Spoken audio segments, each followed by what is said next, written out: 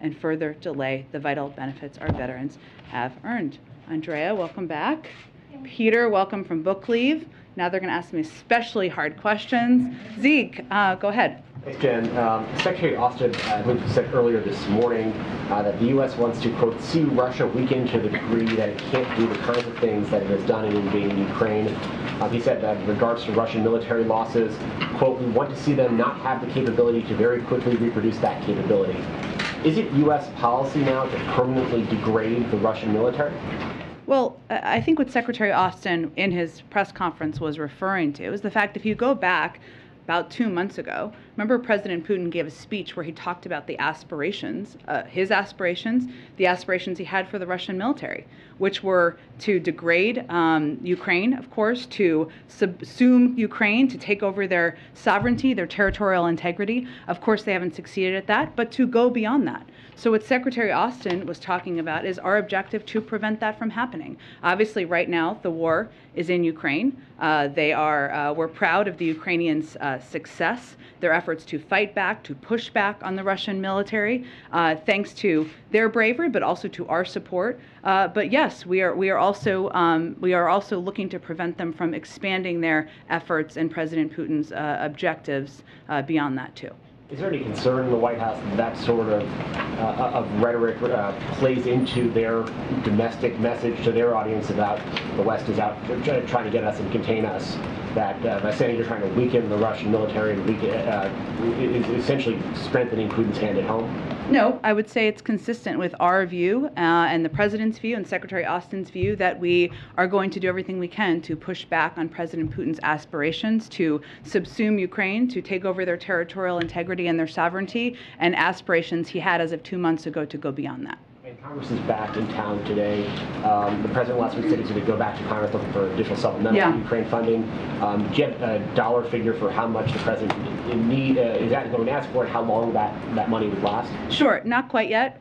He is expect he'll have consultations and conversations with military leadership and, of course, leadership from the State Department over the course of the coming days. I expect it will be something later in the week and expect it will be a longer-term package or proposal. Go ahead. Just a quick one on the breaking news, Twitter agreeing to let Elon Musk go through this purchase. Do you have a response to that? And does the White House have any concern that this new agreement might have President Trump back on the platform? Well, I'm not going to comment on a specific transaction. What I can tell you as a general matter, no matter who owns or runs Twitter, the president has long been concerned about the power of large social media platforms, the power they have over our everyday lives, has long argued that tech platforms must be held accountable for the harms they cause. He has been a strong supporter of fundamental reforms to achieve that goal, including reforms to Section 230, enacting antitrust reforms, requiring more transparency, and more. And he's encouraged that there's bipartisan interest in Congress. In terms of what hypothetical policies might happen, I'm just not going to speak to that at this point in time. On the situation at the border and Title 42, Congressman McCall said this weekend that Secretary Mayorkas has expressed some frustration directly to him about how the administration is ending Title 42. He says the Secretary is saying that the Border Patrol, Catholic Charities are already overwhelmed. So has the Secretary raised these concerns with President Biden, and are these concerns that the White House shares? Well, I think it's important to remember that Title 42 is not an immigration policy or an immigration authority. It's a health authority. So yes, it was coordinated with the Secretary of Homeland Security and through an interagency process. And there's been planning in the works for months for this possibility that the CDC to take this action. Secretary Mayorkas is going to be testifying later this week multiple times. I'm sure he will answer that question and multiple other questions, and I will let him speak for himself. But I would just note that we're continuing to prepare for May 23rd and the implementation, and there is a multi-part strategy that Secretary Mayorkas has been leading and overseeing for the past several months. Has he raised these concerns with the president? I'm not going to get into private conversations, but I think, again, it's important to note this is a CDC decision and authority about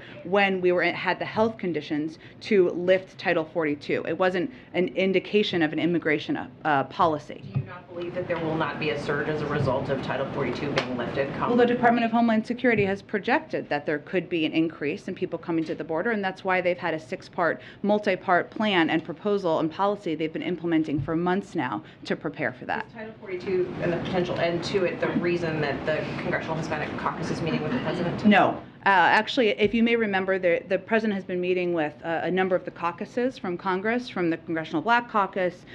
He met with KPAC. He's been meeting with all of the caucuses, as he did last year. So this has been a meeting that's been in the works for some time. Immigration, certainly we expect to be a part of it, but we expect it to be an expansive meeting. And I would note the CHC has a stated view and policy on Title 42. Go ahead. One of the members of the CHC, Senator Catherine Cortez Masto, and she said of the Title 42 decision that this is the wrong way to do this and will leave the administration unprepared for a surge at the border. Obviously, this is a subject that's likely to come up in this meeting today. What is the president's message, primarily, especially to these Western and border state Democrats who are concerned about both the impact on immigration as a policy matter, but also the political fallout as well? I think our view and the president's view is that we have a broken immigration system that's been long overdue to be fixed. He agrees with that and is certainly happy to discuss that during this meeting or any other meeting he has with members of Congress. But this is not an immigration policy. This Title 42 is a health authority that's determined by the CDC, and we need to have a conversation about immigration reform. That's vital. Maybe this is a reminder of that. Whenever the administration has been asked about immigration reform, the answer seems to be the president introduced a bill in the first week in office, but there's not much more than that. Is this an opportunity for the administration to try to move something forward this year, or do you believe that campaign politics would just preclude the likelihood of getting it? Well, we'd welcome that opportunity, but I'd also remind you that we were supportive of efforts to include some components of immigration reform in the reconciliation packages, and we've been looking for avenues to move it forward and been supportive of efforts by Democratic senators to do exactly that. Is there a specific ask of Congress related to Title 42? That was the position, as it was articulated last week, that this is not a decision for the president to make, but for Congress to make. What is the decision that Congress should be making? That is a discussion we'll have with members of Congress. We are continuing to prepare to implement the lifting of Title 42, a decision that was made by the CDC. I would note that there are a range of views on Title 42. There are some, you noted, who are very vocal about how they would like to see it extended. There are some who are very vocal about how they would not like to see that happen. So that's an important discussion that will be happening over the coming days and weeks. Hi, Jackie. Thank you, Jen. I don't believe the White House so far has commented on the death of Bishop Evans, the 22-year-old National Guard specialist who drowned trying to save 2 migrants. I wanted to give you an opportunity to say some words on that. Yes, thank you for that, Jackie. And the news of the confirmation that his body had been found was confirmed just a couple of hours ago. I would note that, of course, our heart goes out to his family and to his loved ones. To confirm all the specific details, he went missing on Friday following his selfless efforts to rescue 2 migrants who appeared to be drowning and who were trying to cross a river in Mexico that went to the United States, went into the U.S., of course. We know that National Guard personnel, including him, risk their lives every day to serve and protect others. And again, our hearts go out to his family. I don't have any, in case you may ask, I don't have any updates at this moment in terms of the president's outreach, but if that is something I can update you on this afternoon, I will let you know. Does the White House feel any responsibility for his death, given that there's reporting that he lost his life allegedly trying to save 2 migrants who were smuggling drugs? This is a problem that the administration has been facing for some time, and is obviously, as we've been discussing, getting some criticism on. Does the White House feel at all responsible, and what more can you offer to people who are on the border, in border communities, who are experiencing loss and trials like this? Well, of course, we are mourning the loss of his life, and we are grateful for the work of every National Guardsman. I would note that the National Guard work for the states, and so he is an employee of the Texas National Guard, and his efforts and his operation were directed by there, not by the federal government in this effort, in this apparatus. We've long stated that our immigration system is broken. There needs to be more done to invest in smarter security, to have a more effective asylum processing system, and we would welcome any efforts for any elected officials to work with us on that. A lot of the border communities often, say that they've requested more from the federal government, more manpower to help manage these kinds of issues. Is that being looked at? Is that being?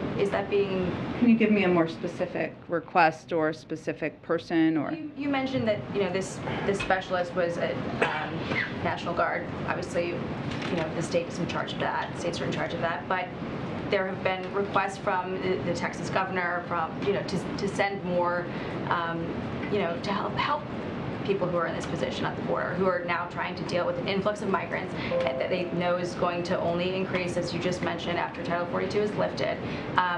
You talked about having a humanitarian, sort of system in place to deal with people coming across and increase vaccinations and that kind of thing.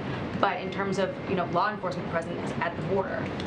Well, I would just say if we just dial it back a few years to kind of what we inherited here, the former president invested billions of dollars in a border wall that was never going to work or be effective instead of working towards comprehensive immigration reform. As part of the president's proposal he put forward on his first day in office, he proposed investing in smarter security at the border, something he'd be happy to work with governors on, and certainly we're open to having that conversation whenever they're ready to do that. Go ahead, Vija. And just more broadly on the Ukrainian aid. Sure. Since the Russian invasion started, the U.S. has provided more than $5 billion total when you factor in military, economic, humanitarian aid.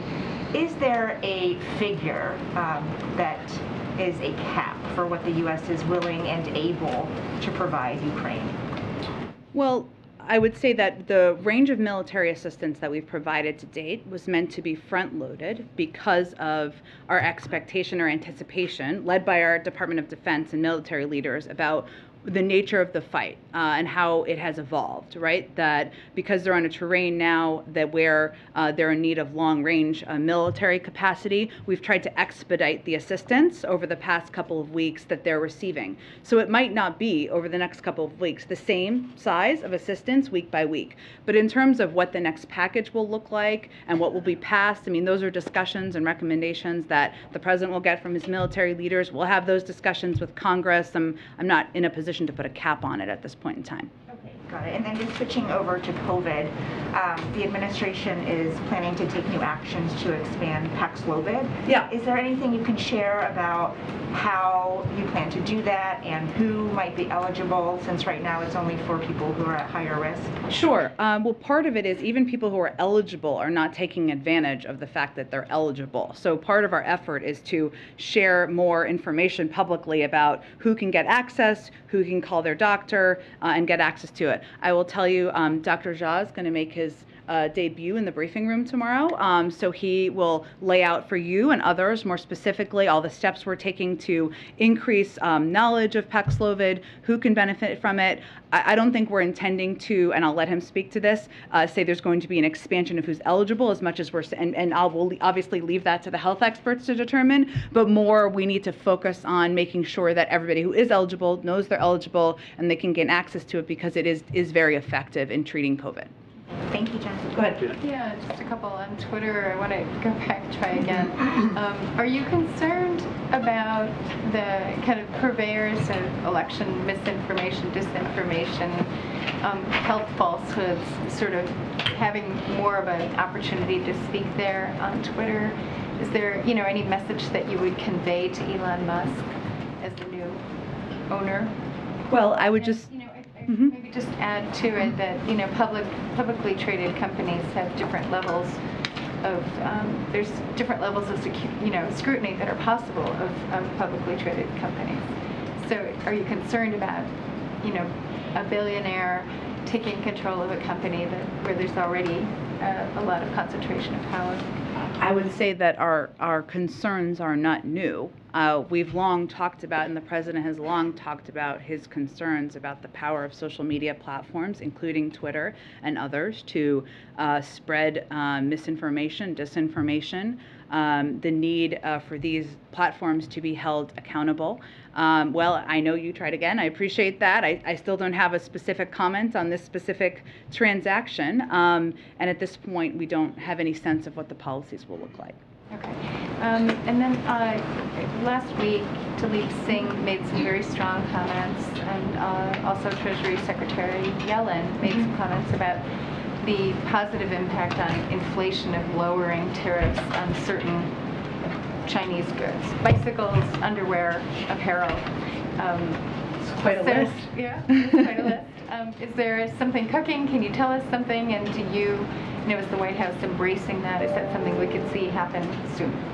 So from the beginning of the administration, we talked about how some of the tariffs implemented by the previous administration were not strategic and instead raised cost on Americans. And our effort, which has been ongoing, of course, has been to ensure current Section 301 tariffs align appropriately with our economic and trade priorities. And you mentioned, different goods that are sold, but of course on wages and job opportunities, critical supply chains where we see critical impacts on critical supply chains, our ability to sustain our technological edge. This is an ongoing process, and we're certainly looking at where we see costs being raised. And a time where we're seeing heightened inflation, certainly that's on our minds. It's also about addressing the core issues we have with how China has approached, their engagement around economic issues as well. So it's both.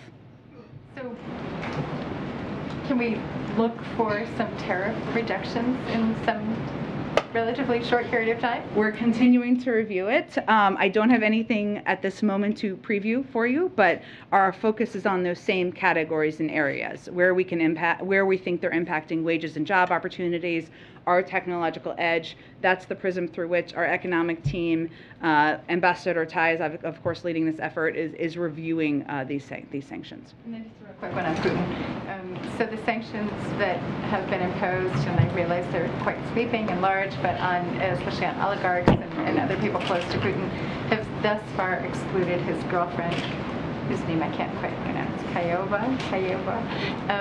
Do you have any comment on why you would refrain from sanctioning someone arguably close to Putin? Well, I would remind you we're continuing to review sanctions. No one is safe from our sanctions. We've already, of course, sanctioned President Putin, but also his daughter, his closest cronies, and we'll continue to review more. So I don't have an analysis at this point because we're still reviewing. There's more we will likely do.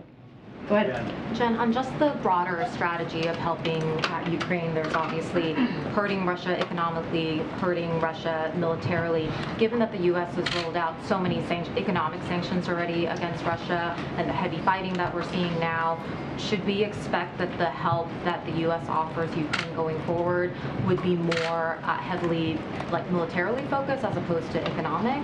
Or is that the wrong way of looking at it? It's sort of all of the above? No, I understand your question. I think these are all discussions that we are having through the interagency, and there'll be a recommendation made to the president. I mean, there's no question they need additional military assistance as part of Secretary Austin's follow-up to his trip to Ukraine. He was in Germany today, meeting to discuss kind of the next steps and what their needs are as the battle and the war continues to evolve. But they are also going to have significant humanitarian and economic needs as well. So I would expect that all of them will continue to be touched on. But these are the discussions that are happening in the interagency process now. And is there any new updated U.S. assessment on any discontent or disagreement within Putin's top advisors or inner circle about the direction of the war? I don't have any assessment I can read out from here, any new assessment.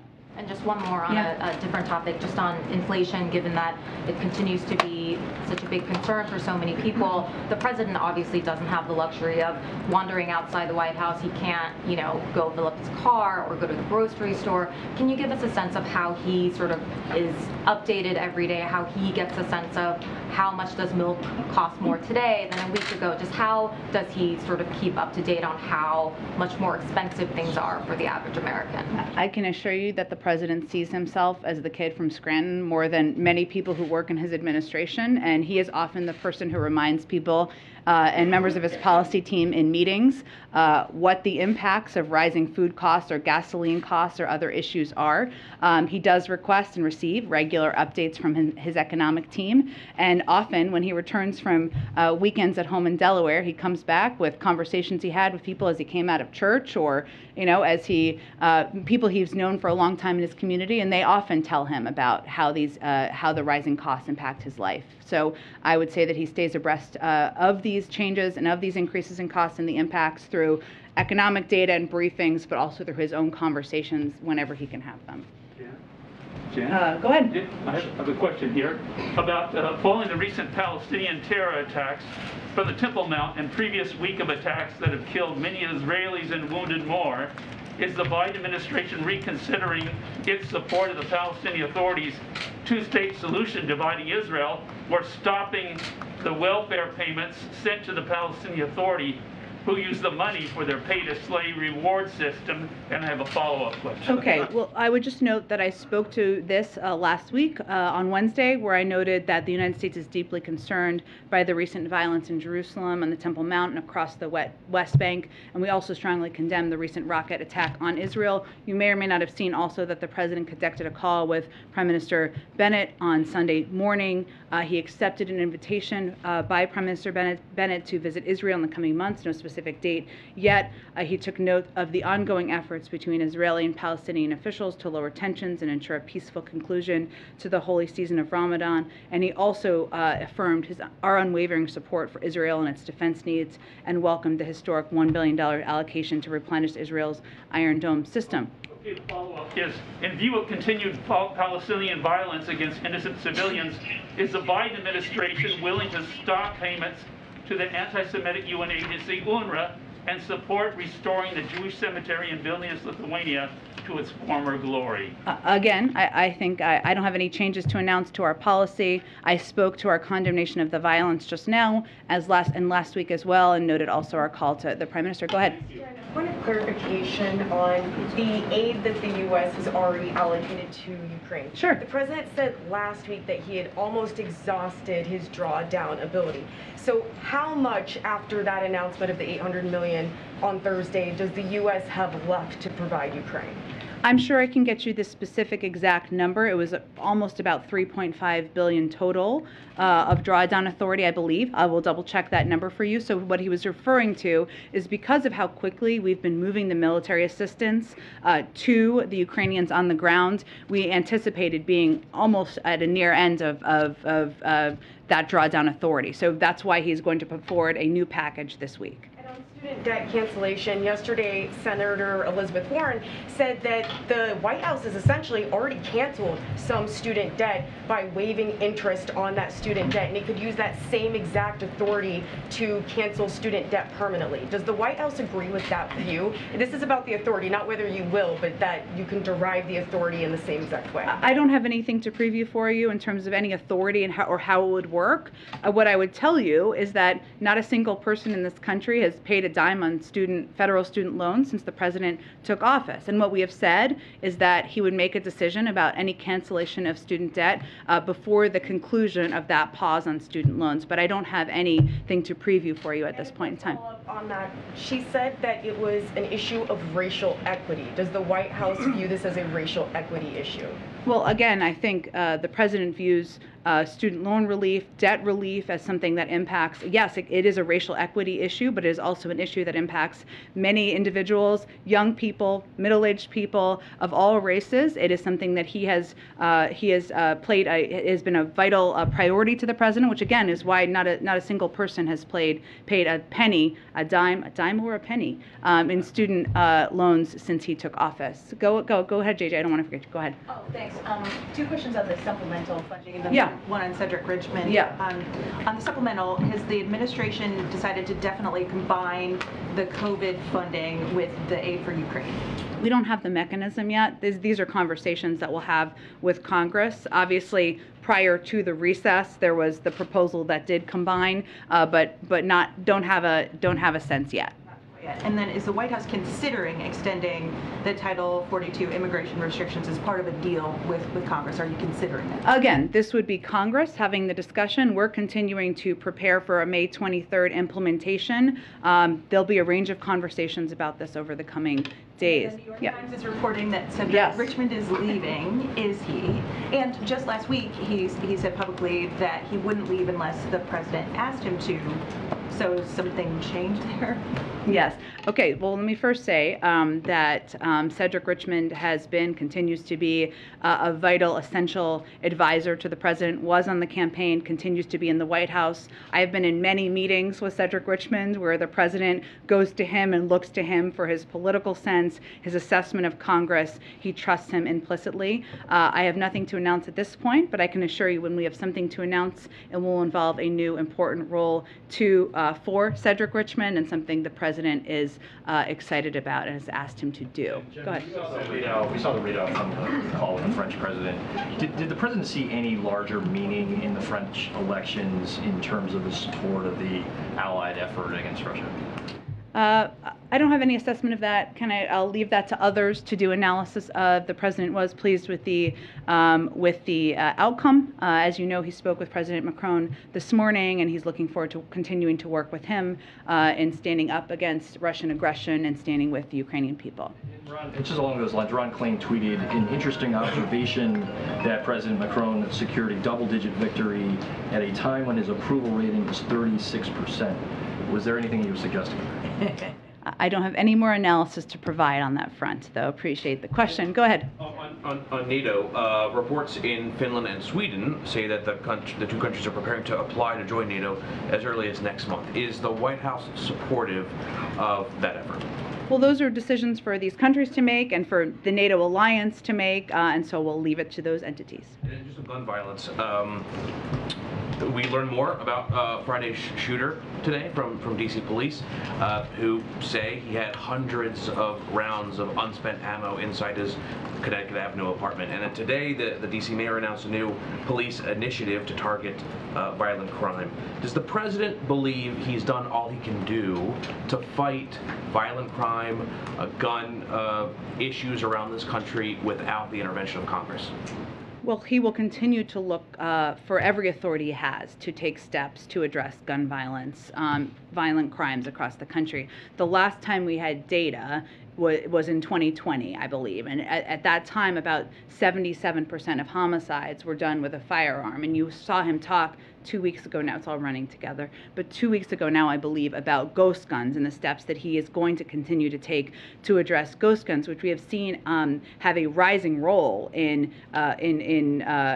gun deaths and gun targeting over the past several months. I would also note that then, when he was doing that event, he highlighted that 2 LA sheriff's deputies who had been wounded by a shooter using a ghost gun. So that's just even an example of how even these ghost guns are being used to target police as well, which is also a problem. So I would say, of course, there are significant steps that Congress can take that would make these laws permanent. That is the president's first preference, whether it's background checks, banning assault weapons. These are laws that he has led the effort to pass throughout his career, many decades, but he will continue to look for any steps he can take using his own authorities, as he has done several times since taking office. I think he's done more than any other president using executive authority. Go ahead. Thanks, Jen. 2 questions for you.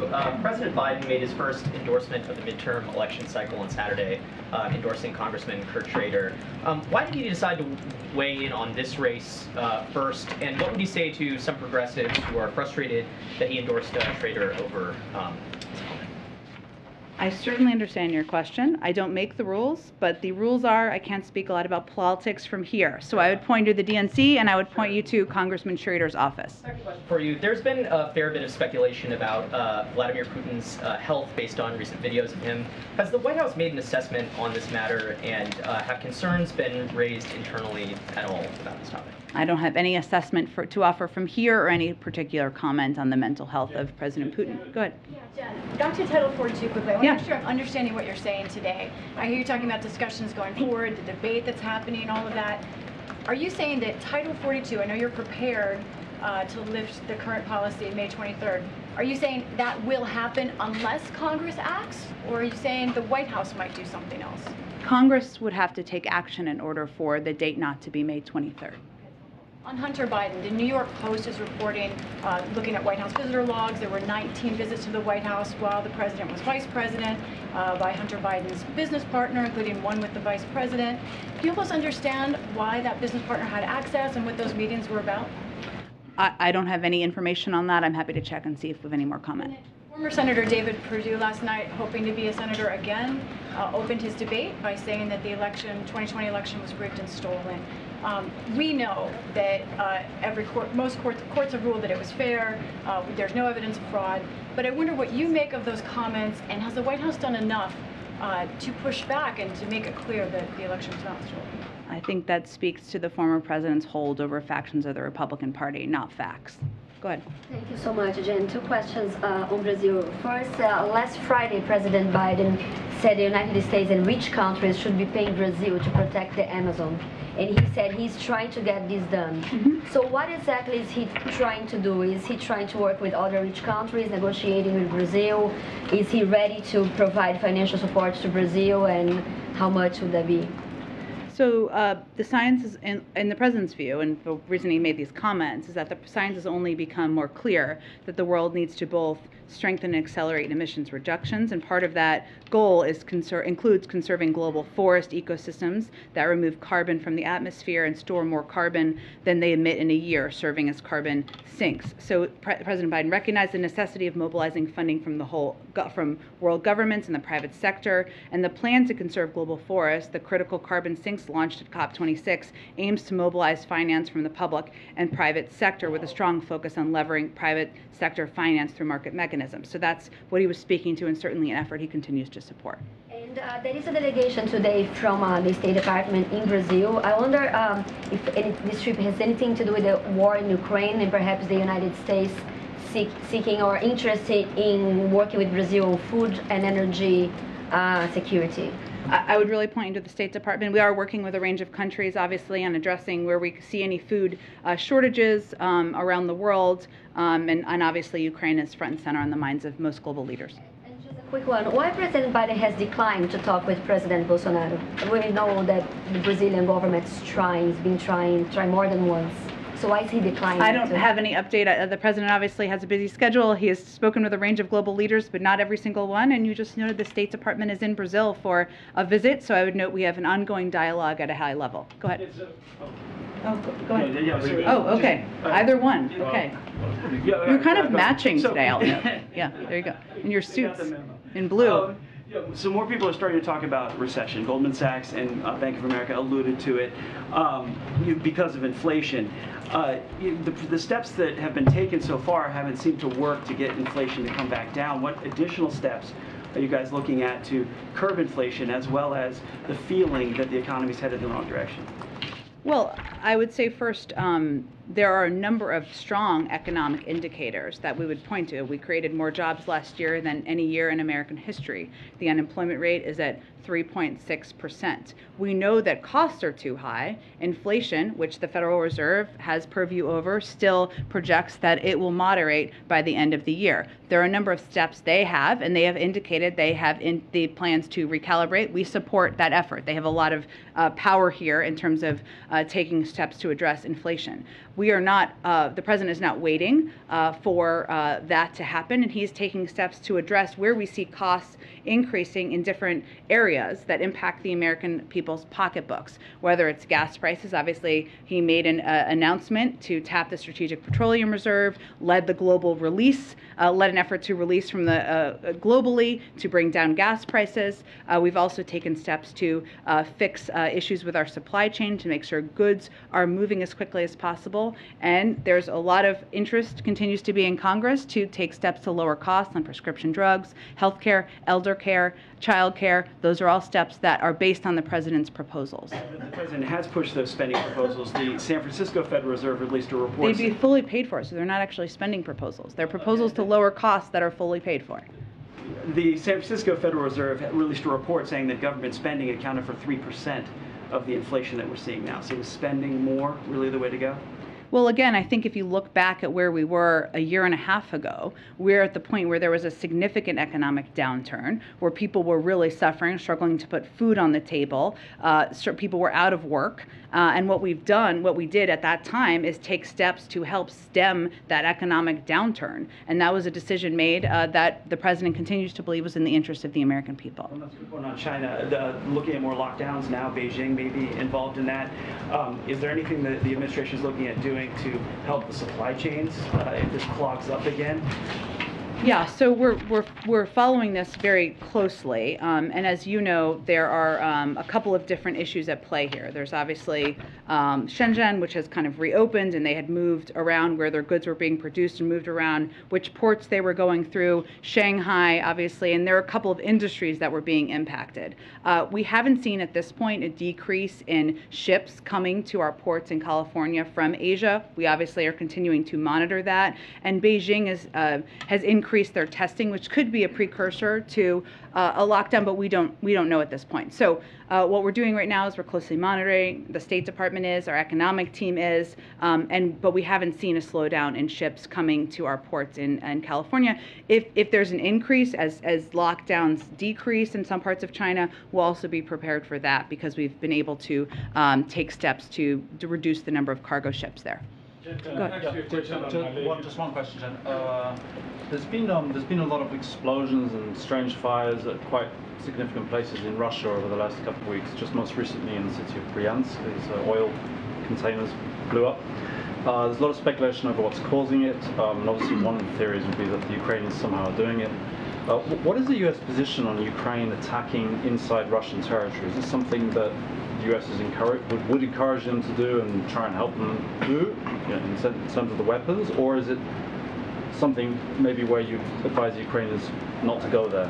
Oh, we don't have any confirmation of that. Ukraine is defending their own country, so I'm just not going to speak to a hypothetical. I'm not asking for confirmation on things that have happened. It's just there's obviously a lot of speculation, and it's kind of an obvious point, right? Like they're fighting the Russians tooth and nail inside their own country, quite often near the borders, and the Russians are inside their country. So is there a U.S. position on whether the Ukrainians should have the right, or maybe even be encouraged to take their fight beyond their border? Again, that is a hypothetical, so I'm not going to speak to it. Ukraine's country is being invaded. Russia is invading their country. That's what we're supporting them for, and there's been no confirmation of what you're detailing, so I'm just not going to speak to it. Go ahead.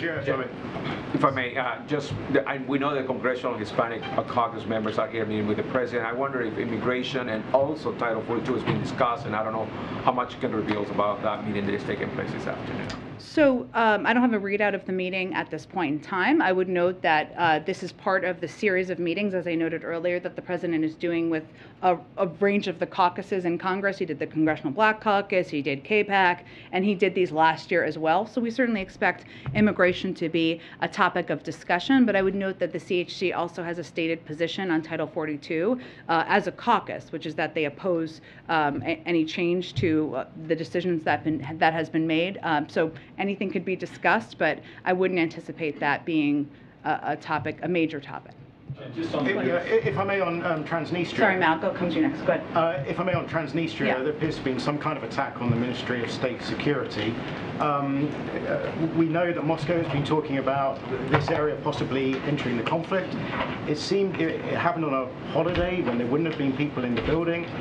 Does this bear the hallmarks of a false flag operation of the sort that you've been warning us about? Yeah, I've seen the reports. I don't, obviously we have, of course, but I don't have any confirmation of the specifics or the details at this point in time. From here. Question on malaria. Go ahead, Matt. Did you have a question? Yeah, I just have two.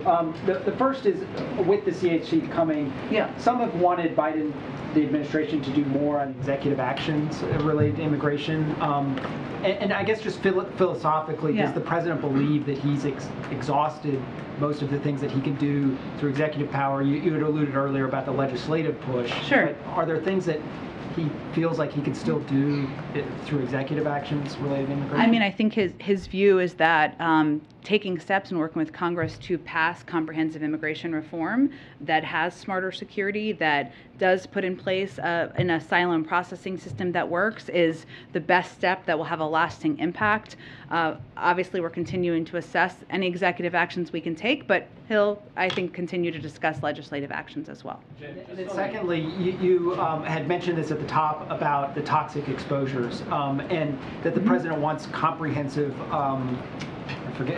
legislation to be passed. The House has passed a version related to this. The Senate has passed a version. Yeah. The Senate version is sometimes criticized by advocates as not going far enough. So does the president have a stance on which piece of legislation he views as addressing this issue comprehensively? Is he getting involved in that? There's other legislation that hasn't been passed in the Senate that also grapples with this issue. Sure. I mean, obviously, as you know, now the next step is for both bodies of Congress to work together and figure out the path forward. We did issue a SAP on the PAC Act. So beyond that, I don't think I have anything more to update you on the position. Go ahead. Thanks, Jen. I had a question on Title 42, at the risk of this being a dumb question. So if the CDC is able to extend Title 42, why is it up to Congress? Can you just help people understand why it's on Congress to extend it now? Sure. Congress gave the CDC authority to determine when the conditions would be met to lift Title 42, which again has never been an immigration authority or an immigration policy. It's always been a health authority. So when they determined we no longer had the conditions where we had to take action to quickly deport people who came to the country, they made that health decision based on data and science and the CDC decision making. Congress would need to make any decision about a change to the authority they gave the CDC. He doesn't have the authority to just say things have changed again. If the health and data conditions changed, they could certainly make a different decision, sure, but they make decisions based on health and data, not based on politics or where members of Congress sit. Another coronavirus. Actually, a follow up on that question and something that was asked earlier. Is the president willing to sign something if it comes to his desk as part of a legislative package that would change the rules for how Title 42 is administered? Because if it is in fact, it is up to Congress, ultimately that would get to the president's desk and he would ultimately have to either sign it or veto it. There's a lot of steps between now and then, so at this point that's very premature. There are many members who strongly would like to see Title 42 extended. There are many who strongly have the other point of view. So we are not anywhere near that point in time. Go ahead. The Surgeon General has said that misinformation about COVID amounts to a public health crisis. Yeah. I'm wondering, regardless of ownership, would the White House be interested in working with Twitter like it has in the past to continue to combat this kind of misinformation? Or are we in a different part of the pandemic where that kind of partnership is no longer necessary? Well, I think we engage regularly with all social media platforms about steps that can be taken. That has continued, and I'm sure it will continue. But there are also reforms that we think Congress could take, and we would support taking, including reforming Section 230, enacting antitrust reforms, requiring more transparency, and the president is encouraged by the bipartisan support for or engagement in those efforts. On the US and its allies in the Pacific, they've clearly been blindsided by China's security pact with the Solomon Islands, a very strategic location in the Pacific. Kurt Campbell was down there only last week, and he announced some initiatives on, speeding up the embassy there, sending a hospital boat, that sort of thing. The question is, why wouldn't the US commit to far more significant security/military initiatives in such a strategic place like that? And also, I wonder what would the Biden administration want from other countries? And Australia hasn't exactly been very well prepared for this Chinese Solomon agreement either. Yeah, it's a great group of questions. I have not talked to Kurt Campbell about this since he returned. I'm not sure if the president has. I can see if there's anything more we can update you on in our policy. Thank you. The president has issued a statement on malaria. The president just issued a statement on Malaria Day. Since the time you started speaking, almost 100 children have died of malaria. He said a child dies every 2 minutes of malaria. Is the president prepared to increase funding, maybe fight malaria the same way the U.S. has been fighting COVID? It's obviously something the president cares deeply about, as we do as an administration. I don't have anything for you in terms of predictions of additional funding. I can see if there's anything more from USAID. Go ahead. On the TPS, I know the administration has just granted TPS to Cameroonians living in the U.S. Why not extend it to Ethiopia and Nigeria, other African countries that are also in crisis? Yeah, I know you've asked me a similar question before. It's an effort or a process led by the Department of Homeland Security to make a determination about conditions on the ground and an interagency process. I don't have anything to predict at this point. Obviously, they're continuing to assess. I wanted to about your announcement from last week on refugees from Ukraine. Yeah. I know you're supposed to open the portal for applications today for Yep. DHS. Can you talk about how you're preparing the resources to be able to accept what I'm sure is going to be a big influx of applications as soon as that portal opens? So the Department of Homeland Security is going to do a briefing this afternoon with more details to provide to you, and obviously they will oversee the process. And you're right, we certainly anticipate lots of interest on both sides. Will there be someone in the White House? I know when you were working on Operation Afghans Welcome, yeah, there was someone in charge of it from this end. Is there going to be someone over here that's working on it? Sure. Obviously, Russia and Ukraine and implementing all of our programs is a top priority for the national security team. I will see if there was one individual who'll be responsible. Thanks so much. On the coronavirus, Jen, on the coronavirus, you talked about China and the tariffs potentially coming off. Can you speak about anything that President Biden has done to determine the source of the coronavirus with China?